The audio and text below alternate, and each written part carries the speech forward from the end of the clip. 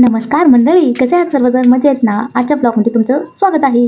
दिवसाची सुरुवात झालेली आहे आणि त्या सकाळची वेळ आहे. इथे नाश्त्याची तयारी चालू आहे. चला, कांदा, टोमॅटो, मिरची वगैरे सगळं चिरून घेतलेलं आहे आणि इथे चिरमुऱ्याचा मस्त असा नाश्ता करतोय. आता चिरमुरे काय असेच खावेसे वाटत नाहीत कोणाला आणि ते पडून किती दिवस राहणार असंच.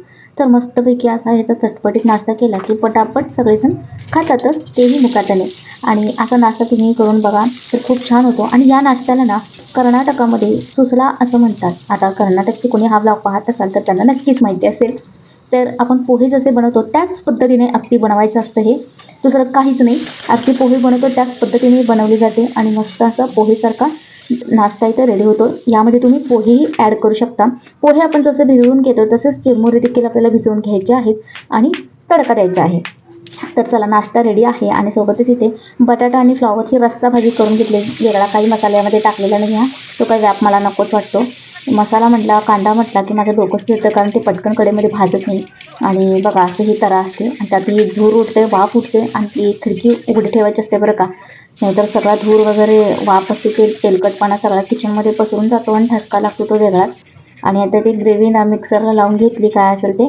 आणि यामध्ये ना कांदा फक्त वरून टाकलेला आहे बारीक चिरलेला, आणि टोमॅटो आणि त्यामध्ये सगळे मसाले टाकले आणि ते मिक्सरला फिरवून घेतलं.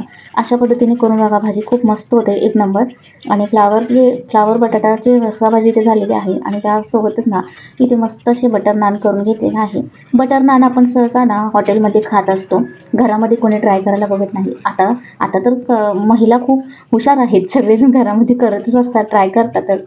आणि प्रत्येकाला ते जमतंही आणि कुणाकोणाला जमतही नाही. तर बघा, इथे मस्त असे बटर नान इथे केलेले आहे. आता नान म्हटले की आपल्याला घरात जमत नाही असं म्हणतो ना आपण, पण ते काही एक गैरसमज आहे. घरामध्ये नक्की तुम्ही ट्राय करून बघा, जमतंयच हो, आपण महिला मंडळी आहोत, जमतंच.